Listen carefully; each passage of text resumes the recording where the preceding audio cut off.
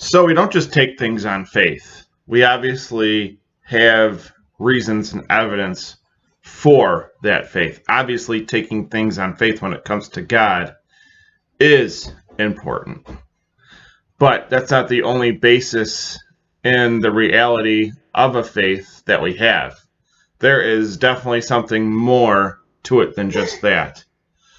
I think a lot of it can get conflated with a lot of postmodernist worldviews and a lot of nonsense that just doesn't comply or just doesn't adhere itself to the faith.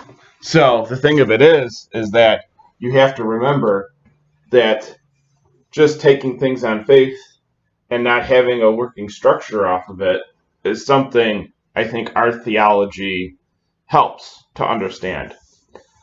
And our theology is obviously more well developed because people who have just taken things on faith in the Western paradigm have not been able to establish or create any real substance with it. So that's why going back to our faith, going back to Orthodox Christianity, is something I criticize the West on all the time.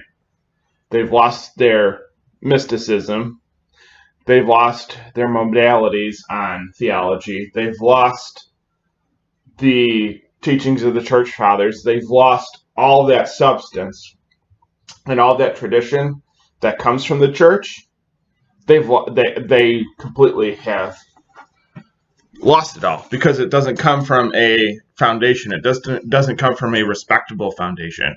It comes from just more blank postmodernism. And that's the thing that I just see across all manners of political ideologies, all manners of religions, all manners of worldviews.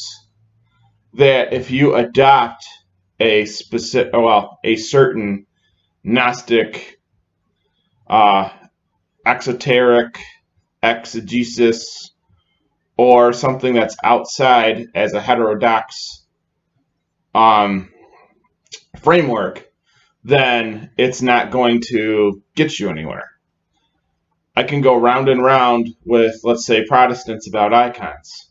I'll obviously come from a place of the iconoclasm paradigm, where they're just telling me it's just blind idolatry and breaking of the first commandment. So then you bring up something like iconoclasm, and not only is the veneration of icons based on faith, but it's also based on tradition and church doctrine. And it is also based on the revealed theology as to who Christ is. And then, better yet, who God is, because he sits at the right hand of the Father. So with that, our faith is a revealed theology.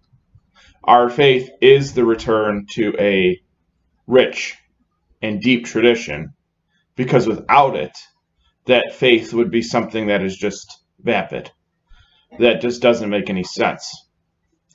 So, connecting the dots on this, I get that the Vedic paradigm breaks it down, and you can explain things, and I think this is where we have some concrete, very back and forth on. So my bad. Some very good back and forth things that we can concretely come together on.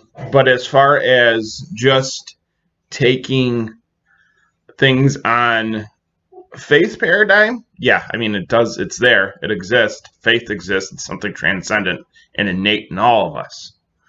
But to have an explanation for it, we have different ways of going about it and to explain the faith. And that is the point of the traditions of it.